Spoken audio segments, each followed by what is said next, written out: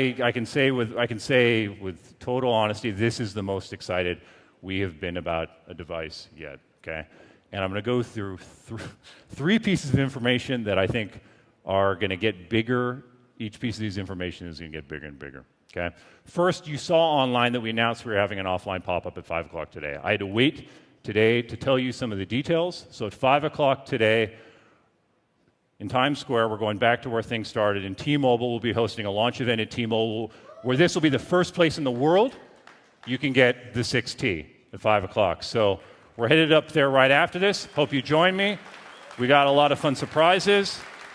Special giveaway for the first 200 OnePlus users that get a 6T at T-Mobile. Something very special, special guests. So we're headed up there right after this.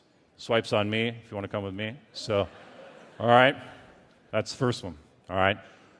Now, the second question you guys are all wondering is, all right, we put some new technology into this, right? Everybody's always wants to know price, right? So, we cost of materials goes up, right, guys? And, it takes work, right? But let's get to the chase. So, all right. So one news is we've up. All right. From a 6, the base model will now be a 6 gig, 128 storage option, and this is the price of the other versions. Okay.